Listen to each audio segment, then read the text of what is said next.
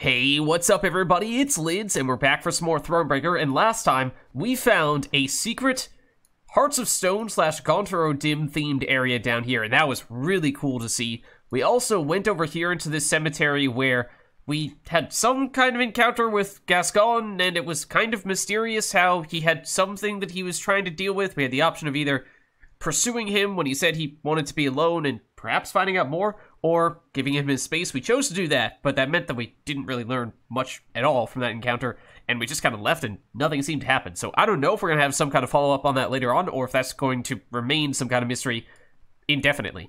But as for what we have planned next, we have this area over here where we have a battle, and that's the only way we can make it through to where the main quest here is, and that makes me a little bit nervous, because whenever we are in a situation where we absolutely must complete an encounter, it always makes me wonder if this is going to be the one that forces us to finally craft a unit. It's been a long time coming, of course, since the very beginning when we made that decision to try to do that. I feel like our deck is much stronger now with all the Skellige guys in particular, and we have a bunch of options with our deck where we aren't locked in. We can actually make some adjustments if necessary. So I'm hoping that we'll still be able to make this work, but let's see what we have here, because it's clearly some kind of Nilfgaardian fortress. Okay. Nope. Well, technically, Lyds, it's a Nilfgaardian outpost. Okay, fair enough. It's a standard battle, which I think is good, because that means more time, more rounds for the Skellige guys, which makes them more capable of gaining power, so that's useful. Upon noticing Meve's approach, a Nilfgaardian sentry sounded his horn. Before his tune was finished, however, he was silenced by a Lyrian arrow. The guard, covered in blood, slumped to the ground, lifeless. The battle's first victim had been claimed. Okay, let's start up. And it seems like many of the Nilfgaardian encounters that we've had thus far in Rivia have been quite similar, both in terms of the cards that our opponents have had and possibly even their leader abilities as well. So let's see what we have here. Nilfgaardian Scout. Every 4 turns on turn start, draw a card if you are losing. Huh. That's really powerful. If they are losing, then that can potentially give them huge card advantage, and that is a big deal. So, I mean, typically, I'm thinking of things like Isbel gives us a lot of value, but we try to save her for the very last turn, so maybe we can get a little bit clever and try to not get the lead and keep the lead for that long. Otherwise, it might backfire, and we just go for a dramatic comeback and on the very last moment with Isbel. So having her will definitely be useful. We could, let's see, and we obviously still need to win 2 rounds, so it's not like we can play around that much. Well, round 1, if we spam Skellige guys, theoretically we can do that and think of it as just a way to set ourselves up for later rounds and not worry too much about actually winning round 1. Okay, well, Dogger is, of course, the key card for all that, but then again, he's a card we want to make sure we get back into our deck. Alright, and we used this for the Skellige guys recently as well. I forget if we determined it was better for the Brawlers or for the Warriors. I feel like we kind of came to a conclusion on that last time round, but I no longer remember. Okay. Alright, I think we can make this work. What is your deal? Nice, you had a lot of damage on you at the beginning, and then you immediately got healed. Damage enemy by 2, charge 1 whenever an ally appears in the battlefield, gain 1 charge. Okay, no, oh. I was gonna say, that ability sounds really similar to what we've seen before, but he's specifically the wounded Arbalest, which thematically is very fitting, because or narratively, I suppose, this must canonically be the one that fell from the tower that we shot with the arrow, and then he immediately gets healed. Heal an ally, boosted by the amount heal. Okay. Alright, so he actually got stronger for that. Fair enough. But let's, we'll play maybe Patricide turn 1 and then use leader ability. Put one of these guys back, get more Skellige guys out here. That's generally the plan. They are in the lead at the moment, which is probably a good thing, so they can't get any value from that. But that might change as soon as now. So, I don't know. I don't know the extent to which we can actually avoid being in the lead and save our big stuff for the very end, but we'll figure it out. Okay, so Disgraced Warrior, Disgraced Brawler, I mean, I guess. Brawlers? Sure.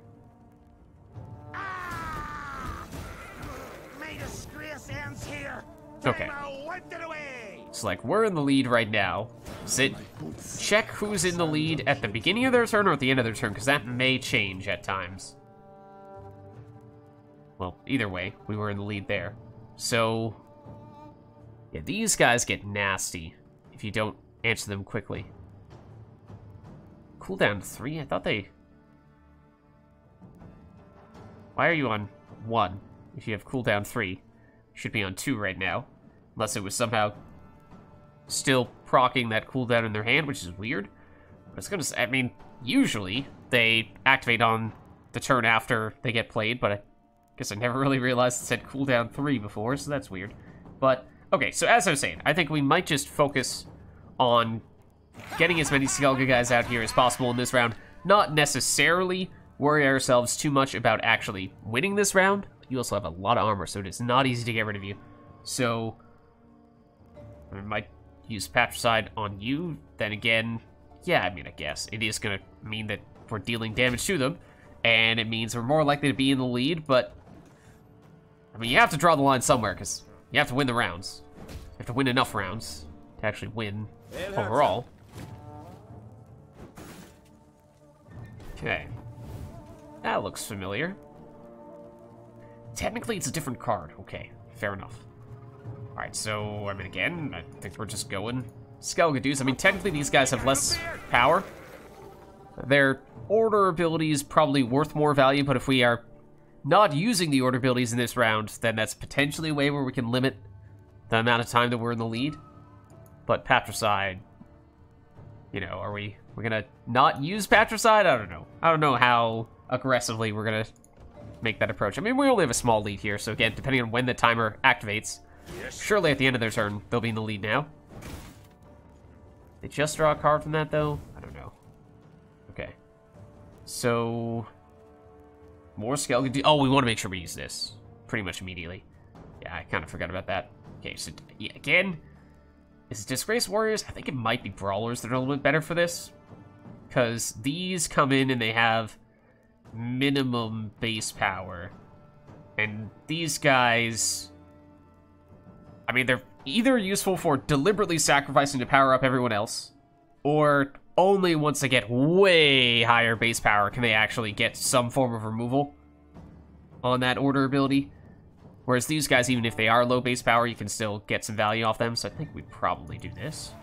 And also because they immediately get destroyed. It does boost up the ones on the board, and to be fair, we had a lot of them on the board. So I was about to say that that's, tempo-wise, not going to do much to put us in the lead here, although that was not actually the case. In truth, I mean, these guys, as I said, they're going to really fill the board single-handedly, and that's serious overkill, but I have no idea when they're going to pass, because they, getting card after card, potentially. Yeah, I guess they just got their lead ability going, unless... Yeah, no, we were definitely in the lead. So you have Resilience. That is a card that we'd very much like to get rid of. And we'd still like to play you as well. What I'm wondering is if maybe you're even an artifact compression target. That might be worth doing. In which case, I guess it's Disgraced Warrior here. Then it's artifact compression.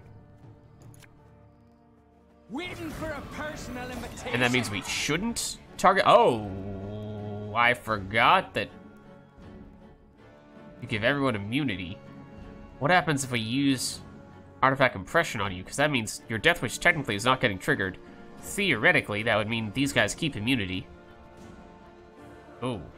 Okay, that adds a little more complexity to this. So we can do that. We could... These guys... have collectively 9 damage, which breaks through your armor, but not much else. And then at that point, technically, Disgraced Warriors could hit you. I mean, is that even worth doing? Or do we just say, we don't care about whether these guys have immunity or not. We're gonna steal you, and then call it a day. That might still be the route we take here. And if we are planning to take one more turn anyway, then it doesn't really matter. And also, you don't have immunity, because played that after. So, yeah, it's mostly the resilience that I don't like. So let's go, sure. I mean, it's still maybe not the most valuable thing to steal that we've ever gotten, but now... I mean, we have the armor, so there's really no downside to using this, outside of, you know, not really being able to break through their armor at all. I guess why not? I mean, they will have damage on that ordered ability, but so be it. If you want to destroy our Skellige guys, you can. It's not going to work out all that well for you, if you do, though. But technically, we should have done that first. And we could destroy you with one of these guys. Pretty comfortably at that. Okay, fair enough. We'll go for it. Okay, so I would like to pass in our next turn, and I'm hoping they're going to pass as well. Although, to be fair, we are about to get our lead ability back, which would be kind of nice. Now, they will pass. Okay, so we'll win round 1. But cards, yeah, we've played a lot more than they have. If we dry pass in round 2, that shouldn't be a huge deal. And I think that should still be an acceptable thing for us to do. Leader ability timing a little bit awkward there, because we were getting our leader ability back on that turn, and generally we like to maximize the number of times we get to use that leader ability so we can do things like play every single Skellige guy. Might still be able to make that happen, but let's definitely put you back. More of the infiltrators. How many Skellige guys do we still have? We still have Reynard, Barnabas, both alchemists, and a bomber. But I guess that means we do have all the Skellige dudes now, so that's not a bad thing. We can now do this much more easily. I mean, we could even put that... Yeah, we probably should put the Jade figurine back, to tell you the truth. And obviously this is not our best card. But we only have 2 redraws left, so let's save those. So we aren't really planning on doing anything here. We are on 8 cards, I guess. Technically speaking... Yeah, actually, technically speaking, we have 1 throwaway card here.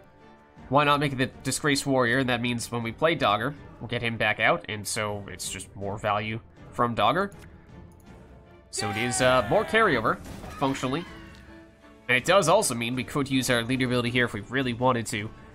Although, at that point, no, I don't think so. I mean, I think we just save it. So we have so few good cards remaining in our deck at this point. Basically, Reynard, Barnabas, and the Alchemists, to a certain extent, but we basically want to be saving all those guys for later. The Jade figurine is just that. So, I think we just leave it at this. 101. And as long as they don't do resilient stuff, then we're okay with it, which I'm sure I've now jinxed. Also, we were in the lead there, which meant that their leader ability got a little more progress made on it.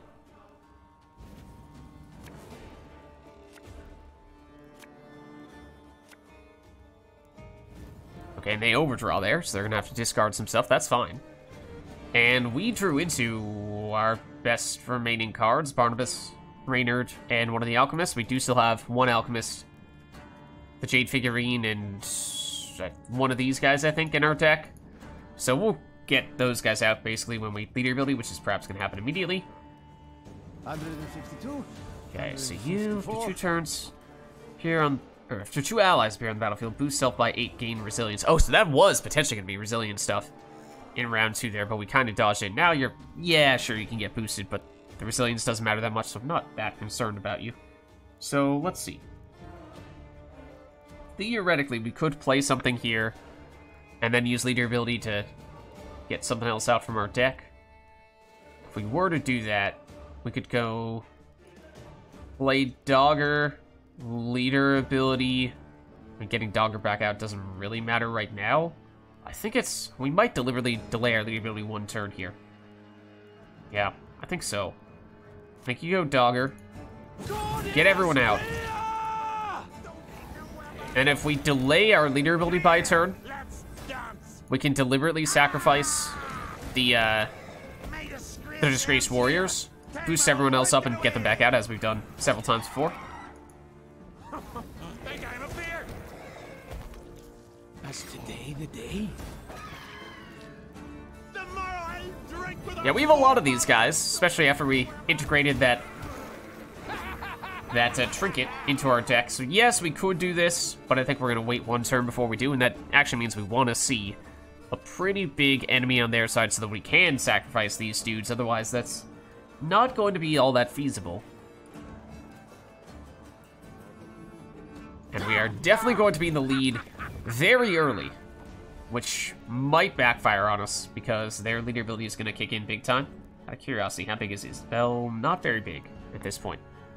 But that may be in large part because we didn't use much of their order ability. Maybe that was all the more reason to get more aggressive with that stuff in round one, but... Okay, so we want to mess with you. Yes, you as well, but I'm not as concerned about you. You're technically a little bit bigger, which means you're more capable of shutting these guys down, but you're still not going to succeed at that. So... Reynard may actually be an early play here. I'd even replay Reynard, to tell you the truth. Let's do this. Start with you guys on, I guess, on this.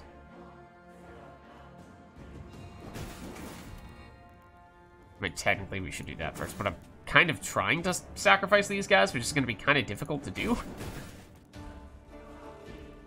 And then, I guess... You're just going to destroy this thing. Which I guess is fine? Question mark? I mean, we might delay our leader ability one more turn, because we have a lack of targets here to go after. Because, I mean, I'd like to play Reynard and also get the value from replaying these order abilities as well, but if we do use all of them right now, we might just destroy this guy. Which I'd rather not do, so I'd like to use him as fodder for the Disgraced Warriors. Isabel should be getting a fair bit stronger here. Yes, quite a bit stronger, in fact. Okay, so this is not quite enough damage to destroy you. We could Reynard, and then we would have enough. Yeah, I guess we can do that. I still don't think we're leader abilitying here, though. We must trust so we want to actually destroy some of these guys, or at least use all their leader. If we destroy them, then we can replay Dogger. If we just reuse all their order abilities, then we can replay Reynard. Okay, because now you're gone, and now we can't do anything. Scrubbing duty again? Oh god. Okay, let's see. So I think we can get you guys destroyed now, right? In which case we should start with the biggest one.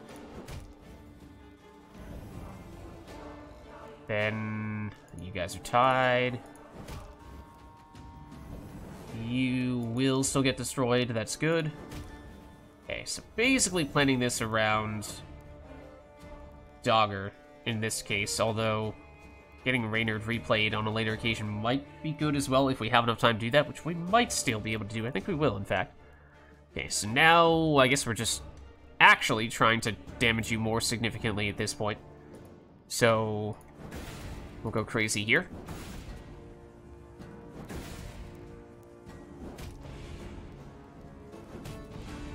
Fucking Patricide.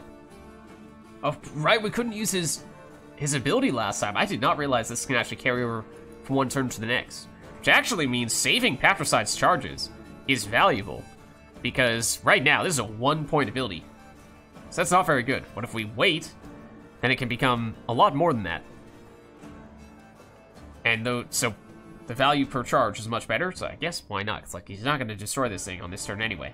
But now I think we do use leader ability, we'll replay Dogger. And do we have other damage we could get here?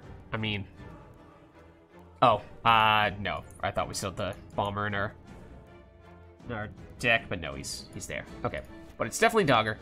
And Alchemist, I mean, could make these guys bigger. I'm not really sure we want to do that, because we kind of wanted to destroy them, but that may not be all that feasible, so Sure. I guess we'll still do this. Ludifisk, give me some of that. And get the warriors back once again. Personal invitation. At this point, they should be Come on, kill me. big enough that it is going to be pretty tough to destroy them.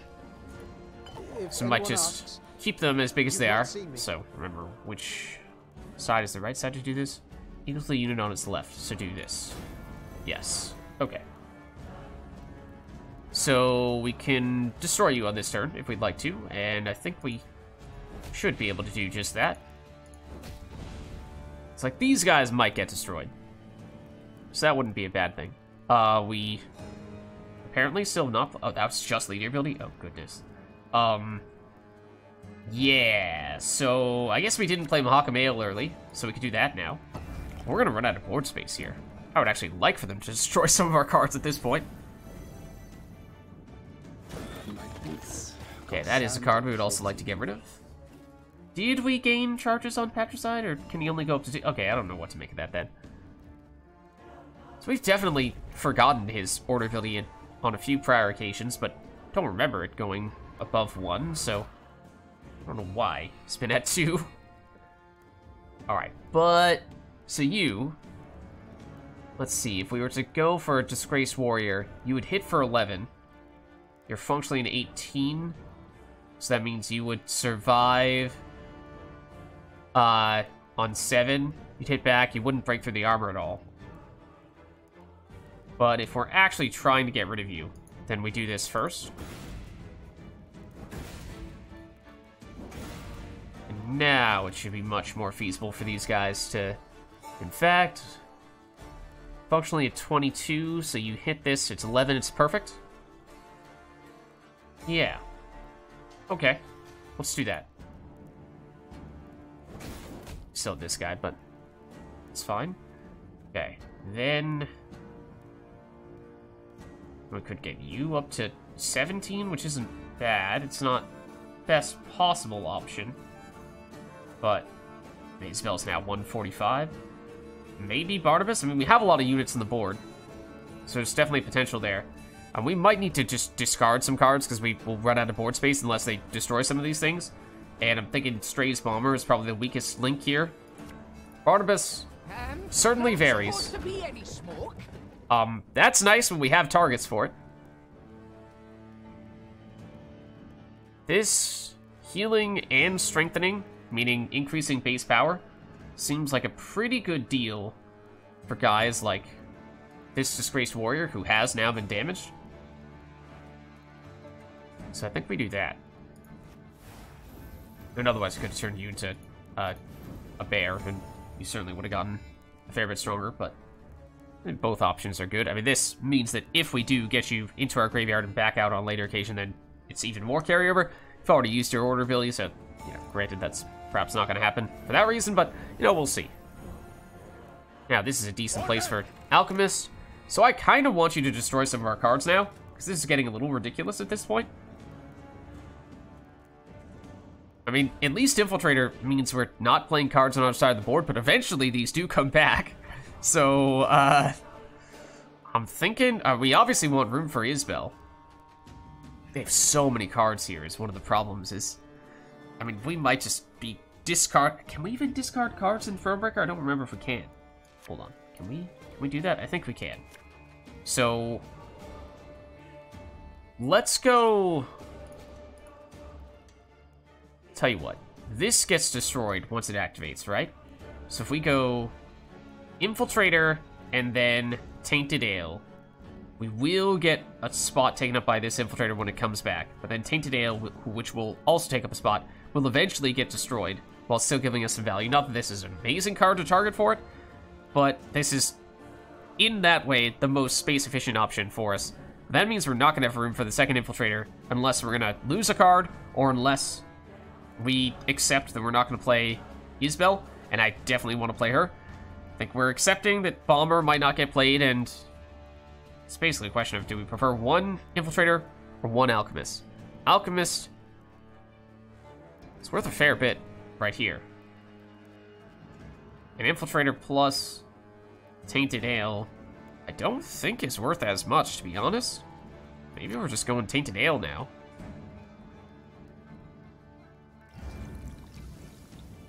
Although, hold on. Order of operations-wise, we could just remove you with our damage, potentially.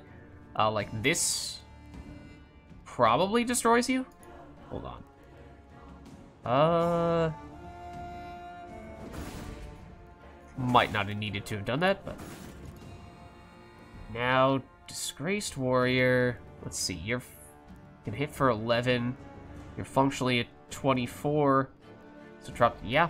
You're either dead or your armor might make you live. But then we can follow up there. I mean, I kind of want these guys to get... Tell you what. Here's what we do. We do this. And that gives us a way to get these guys destroyed. To give us more board space, because otherwise we were going to run into some issues there, as we were starting to see. So I think that is actually beneficial for reasons that it was not previously beneficial.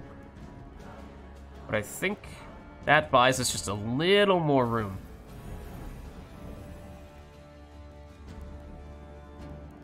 And if this could get boosted further, that'd be kind of nice. There's not going to be a lot of enemy units appearing. I'm going to be honest with you, Imperial Brigade. It's not going to be a lot of that happening. We could do this, and you would live, not by much, and we just hope that you get destroyed later through other means. That is theoretically possible. I don't like that you hit this guy, because I was kind of hoping to use the Alchemist there. And now that we've theoretically created a one board spot, that's something that's perhaps a little more of an option. So, yeah, otherwise it's here. I mean, those are similar. This is a little bit better, though. So, I think we can still afford to do this. Mistake.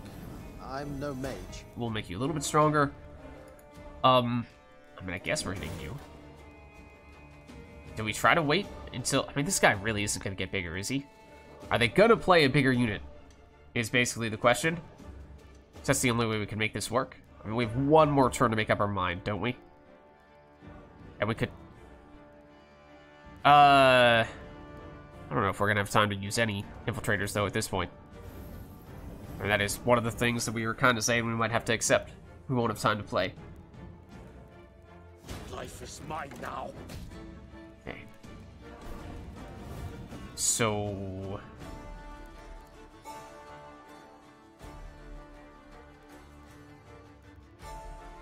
yeah, you're gonna get destroyed before Infiltrator can come back, right? So I think that means Infiltrators... I mean, we could always just put them on one of these guys, but that's not gonna be that effective.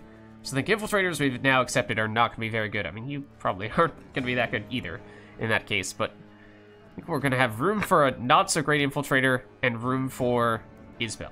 That's what this is gonna come down to. If we destroy this warrior, then we will have room for slightly more. But I guess we're still gonna do this, because it's not really gonna get much better than that in terms of deliberately trying to get you nearly killed. Isbel's now huge, and I guess we're playing you, but we're gonna have to play you here, because this is gonna get destroyed, and we put you next to that guy, you're not gonna get any boosts at all. Go, hop, hop. So we do that, and we can hit you.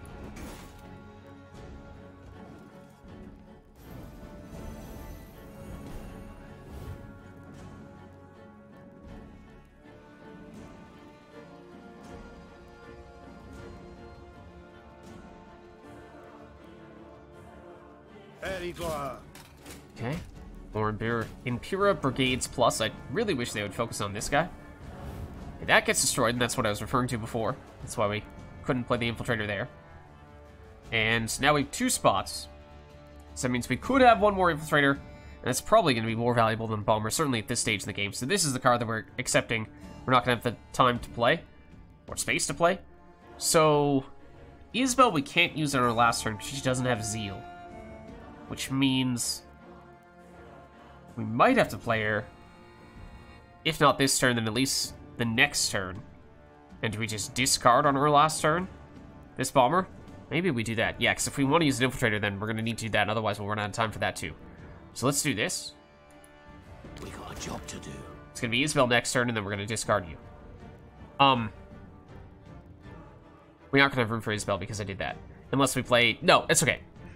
You're going to get stuck on their side of the board, but we'll live with that. Shouldn't have played that at all. So I forgot. This guy still has yet to come back. I mean, unless they destroy something else, which I'm not really sure they are. I mean, we could deliberately destroy our own card. In fact, that is actually... Because I misplayed this, that is actually the most optimal thing to do. I believe. Unless we believe that they're going to destroy one of our cards, which I don't think they will. So, you know, don't mind us. Don't mind us, just giving them some points and immediately removing them. So you come back. So we only have one spot, and we want that to be Isabel. Now, how did that incantation No, go? unless they destroy or steal something. So now it's Isabel. She's the last card we're going to play, but this is not our last turn. We should still be able to use her on our next turn. So now we can hit anyone, really. And everyone has so much armor that that's not really a huge deal. We do have leader ability as well. That's also a bad idea. Well, I mean, we could, I guess, replace you or you, the higher power card. But we actually want you to get hit. We don't want the Jade figurine to get hit. So even if this does have higher power, it's still not a great thing. So I probably just won't even do that at all. Yeah. I think we're just ending turn here.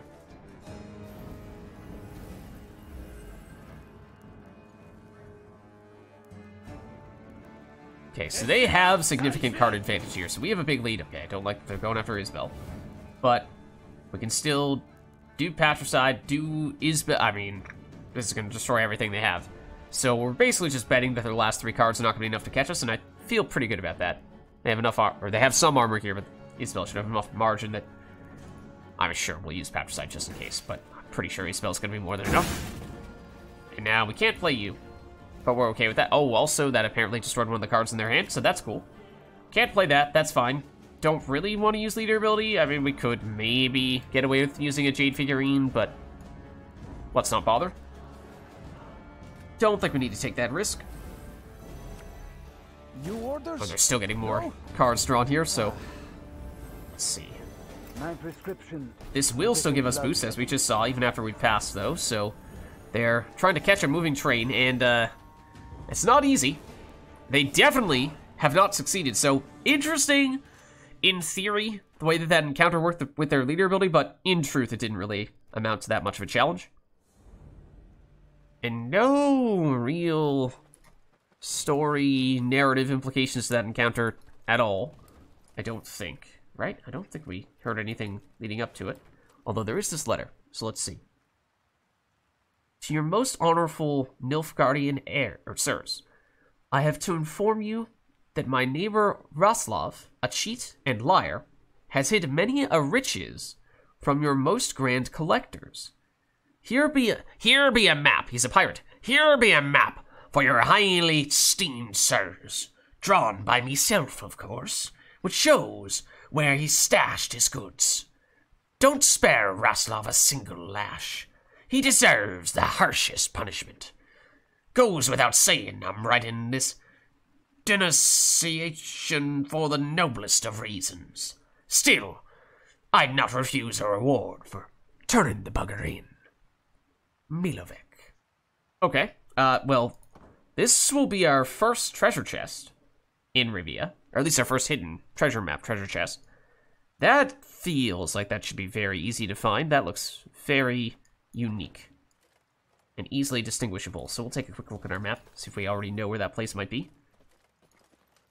Otherwise, we'll loot up, and we're getting pretty close to the 5,000 goal mark, I believe is where we determined is pretty much the last upgrade we'd ever want, more or less. We probably still want to have some margin to craft units if we absolutely need to, although obviously we don't really want to do that. Let's take a look at our map and see if we can figure out where that spot might be. This is a narrow little area, seemingly with a bridge leading out to it, and with a tree Huh. Hold on a second. It is not looking as obvious as I had first thought. You'd think bridges would make it very clear where this thing is. Unless it's like way back. Huh? Let's take another look at that map. Oh, what? That's the one we just got. I did not remember this. When did we get this? I mean, that looks like pretty similar to the area we're in right now. Like, that's a fortress. And there are rocks to the east of said fortress, and that's sort of the case here. Hold on. Let's poke our nose out here. See if we find anything. I mean, there's certainly at least some loot. But, like, right here-ish? Somewhere? Kinda, sorta? Looked a little similar, at least. Well, it was a little further down. Oh, it also had more prominent Nilfgaardian flags. More prominent flags than what we... in the map than what we are seeing here. Like, there's basically no flags at all.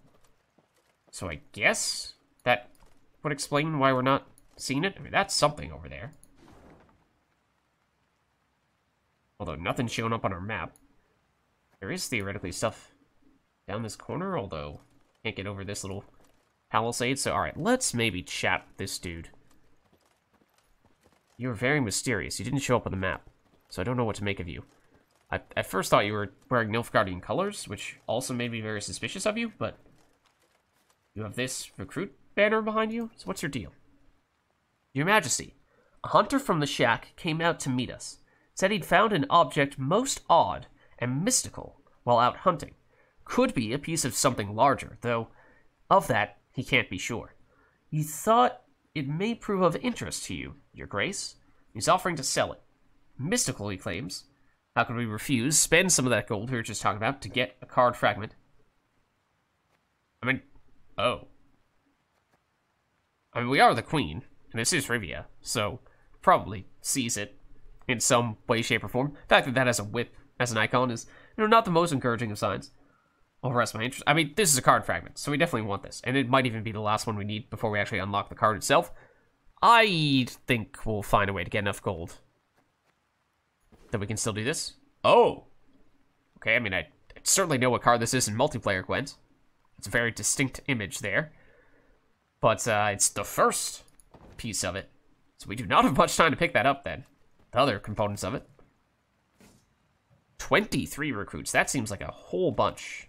I mean, we haven't really been too concerned about counting those recruits thus far, but yeah, there's no way to get over to this area over here.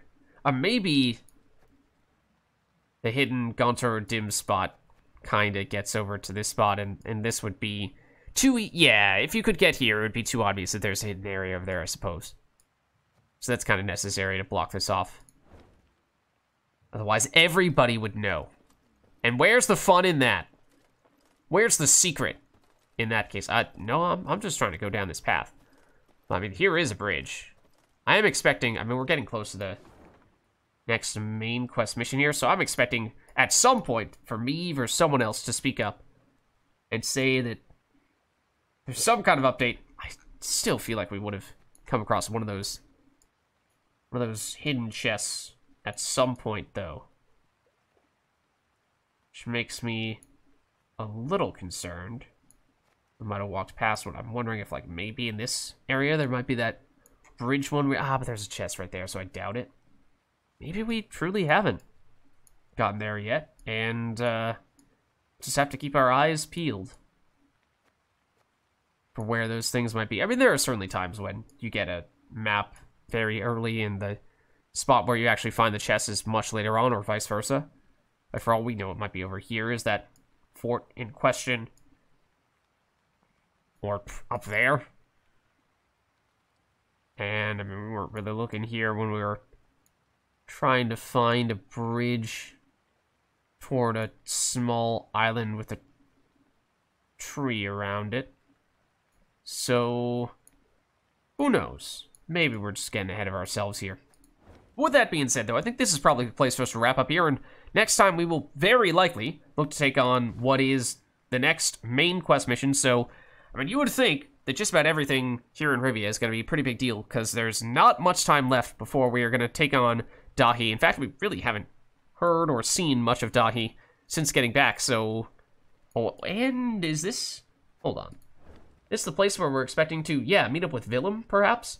So, okay, that is very likely the thing that we will see there. It certainly seemed at the time, if I remember correctly, as though that was a trap of some variety, so whether that proves to be true, we're about to find out. But thank you all for watching, hope you enjoyed the video, and I'll catch you next time.